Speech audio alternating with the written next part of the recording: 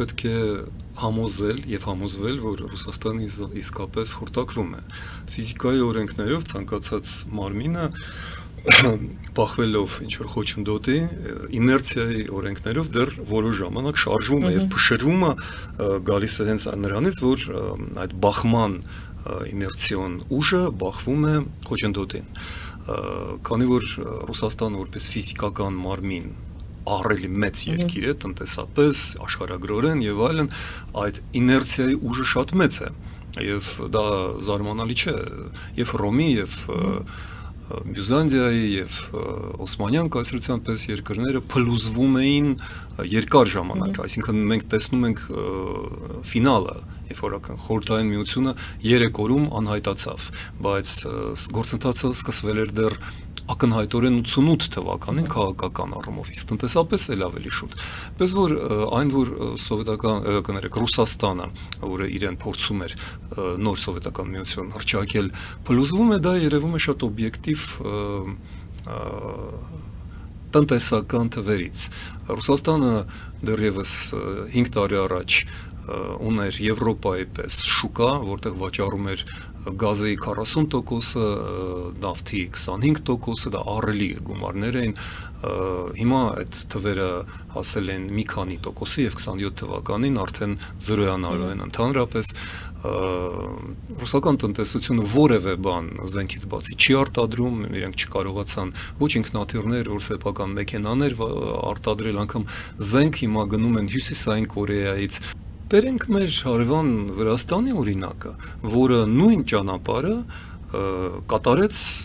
մեզնից մի քանի տարի առաջ։ Ես պատահական չէ։ Գիտեք, ինչ տարիները կարևոր են։ Մի քանի տարի առաջ դու ուրիշ Ռուսաստան էր, թե դա նույն Ռուսաստան, նույն վիճակում էր։ Առնվազն 5 տարի շարունակ 22 թվականից մինչև 26 թվական, դա 4.5 տարի է, դա հսկայական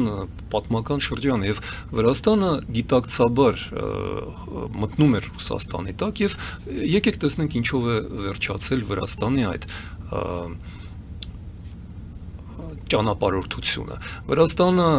փչացրեց հարաբերությունները Եվրոպայի հետ,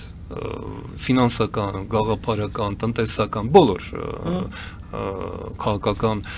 նույնը մեծ հաշվով կատարվում է եւ Միացյալ Նահանգների ու Վրաստանի միջև 1-2 փոխադարձ նամակ ոչինչ չեն փոխել, այսինքն Վրաստանը տնտեսապես կախված է հիմա Ադրբեջանից եւ Թուրքիայից ու Ռուսաստանից։ Այդ 3 երկրներն են միակը, որոնք Չինաստանն էլ է մի քիչ օգնում, բայց դա Ռուսաստանի Այսինքն դա նույն տրամաբանությունն է, որտեղ Հայաստանն է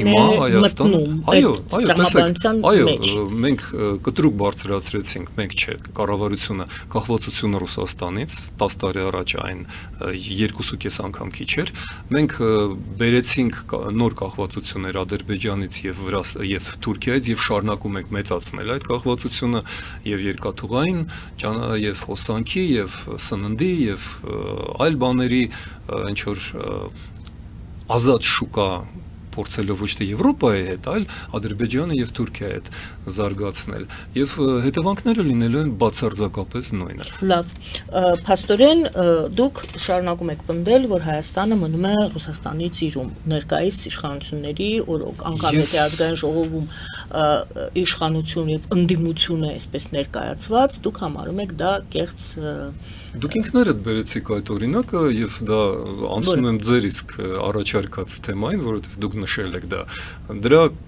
ծաղրանկարային օրինակն է, որը ծիծաղ առաջացրեց անգամ այդ դրվագի մասնակիցներին մոտ, դա եվրոինտեգրման եւ եվրասիական ինտեգրման երկու հանձնաժողովների բաշխումներ, երբ կատարվեց կարծես թե անհեթեթություն, իշխանությունը, որը կարծես թե համբավ ունի արևմտամետների, վերցրեց իրեն Ռուսաստանին, ԵԱՏՄ-ն դա Ռուսաստանն է, եւ զիջեց ակնհայտորեն եվրոինտեգրումը, Եվրոպական միության հետ ինտեգրման հանձնաժողովը ռուսական կուսակցությանը, եւ որպես դրա պսակը եղավ այն, որ մարդու իրավունքների հանձնաժողովը տրվեց, հանձնվեց, զիջվեց Քոչարյանի կուսակցության։ Այսինքն սա այնքան ծիծաղելի է արդեն, որ կրկնում եմ, պարոնայք Ռուբինյանը եւ Նարեկ Կարապետյանը ծիծաղում են իրենք։ Այսինքն սա իսկապես ողբերգություն է, բայց դերակատարները իրենք էին հասկանում այս կատարվողի անհեթեթությունը, բայց մենք հասկանում ենք, որ սա նախապես դեռ ապրիլի 1-ին Փաշինյան-Պուտին Կրեմլյան իրենց կարծեմ վերջին դեռևս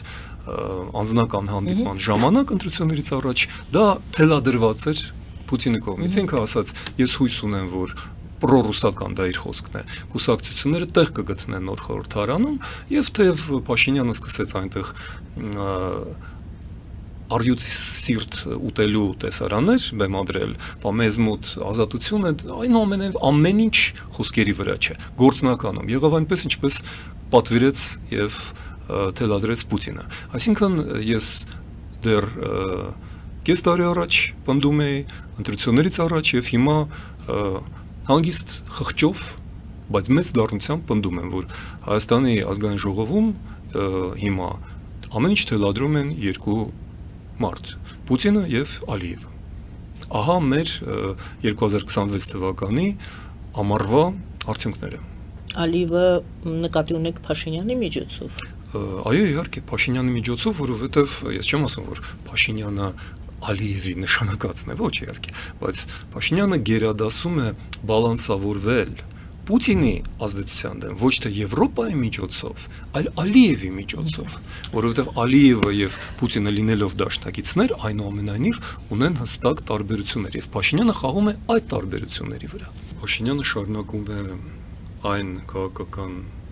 սխալը, որը սկսվեց Լևոն Տեր-Պետրոսյանից։ Հայաստանը 35 տարի շարունակ կանգնած էր այդ երկընտրանքի առաջ եւ ուներ հնարավորություններ։ Ինձ անձամբ ծանոթ արևմտյան դիվանագետները այս տարիների ընթացքում մի քանի անգամ շեշտում են, որ օրինակ դեռս 90-ական թվականներին Հայաստանին հրավիրում են ՆԱՏՕ։ Եվրամիության մասին առանց ենք խոսենք ՆԱՏՕ։ Հիշեցնեմ, որ 2004-2006 թվականից այդ թեման կառավարության մակարդակով քննարկում էր Ռոբերտ Քոչարյանը եւ օրինակ հայտնի է նրա հրապարակային հայտարարությունը, եթե չեմ սխալվում, դա 2004 թվականի ամառն էր, որ կառավարությունը ստացել է առաջադրանք 2 ամսվա ընթացքում պատրաստել բոլոր անհրաժեշտ փաստաթղթերը Հայաստանի անդամակցությունը Եվրամիության եւ ՆԱՏՕ-ի կազմում ապահովելու համար։ Դա արդեն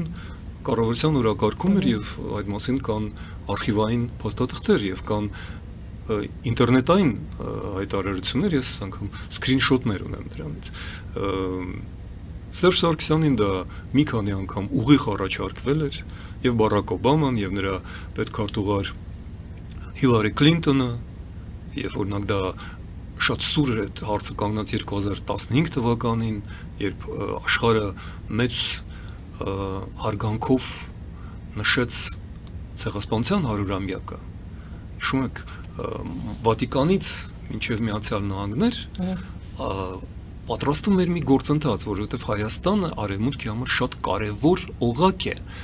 այս տարածաշրջանում եւ մեզ ըստ հին ավանդույթի դիտում էին որպես արևմուտքի մաս։ Ամերիկացիների համար օրինակ շատ զարմանալի էր, որ այդպիսի պատմություն եւ եվրոպացիները նույնպես այդպիսի սփյուռք ունեցող երկիրը բռնված է ռուսների փեշերից։ Մեզ դա ուղիղ ասում են, բայց իշխանությունները Հայաստանում լծակներով, շղթաներով կապակցված էին եւ մինչեւ հիմա կապված են Ռուսաստանի հետ։ Այդպես որ եթե մինչև ընտրությունները Փաշինյանը օգտագործում էր եվրոպացիներին որպես Ռուսաստանի վրա ինչ որ ազդելու եւ ինչ որ մի խուսանավելու մանևր ստեղծելու համար տարածություն, ապա հիմա դրա կարիք այլևս նա չունի, նա ստացել է երրորդ անգամ իշխանությունը,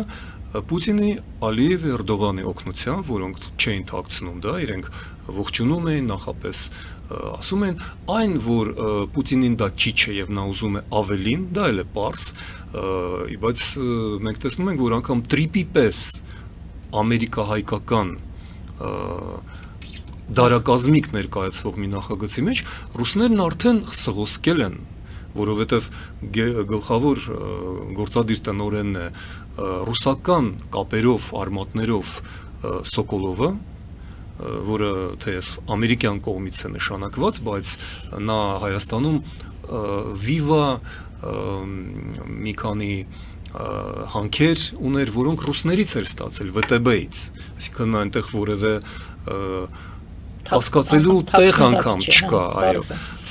եւ բացի դա երկաթուղին, որը վերջերս օրեր առաջ Փաշինյանը հայտարարեց, որ այո, մենք գտնում ենք փողզիչում Ռուսաստանի հետ, դա նշանակում է, որ նաեւ այդ նոր ստեղծվելիք, կառուցվելիք տրիպի ճանապարհով երկաթուղին մնալու է Ռուսաստանի յուկաժդ, ՌԺԴ վերահսկողության տակ, այսինքն Հայաստանը վրացական երազանքը դարձնում է հայկական մղձավանջ, դա այն է, ինչ ես վախով կանխատեսում էի տարիներ շարունակ եւ կրկնում եմ, երբ որ կառավարությունը երկխոսում էր մեզ հետ 24-25 թվականին, Հայաստանը արձանագրեց հսկայական առաջընթաց եւ հավակնեմ ասել, որ այս 35 տարիների ընթացքում երկու պատմական դարակազմիկ իսկապես առանց հեգնանքի փաստաթուղթ էր ընդունվել, դա 90 թվականի անկախության հռչակագիրն էր, որը հիմք դարձավ Հայաստանի սահմանադրությունների համար, եւ 2025 թվականի մարտի 26-ի օրենքը Եվրամիության անդամակցելու։ Դրանք համարժեք աշխարհակահաղական փաստաթղթեր են եւ հիմա մերժելով մեզ հետ երկխոսությունը Փաշինյանը փաստորեն եւ զիջեց այնտեղը, որտեղ պետք է լինեին եվրոպական ուղղվածության ուժերը խորհրդարանում, նա զիջեց դա ռուսական ուժերին։ Այդպես որ նա հիմա ամբողջությամբ կախված է Ռուսաստանից, Ադրբեջանից եւ Թուրքիայից։ Նա ինքն իրեն չլսելով մեզ մցրեց այս փակուղի։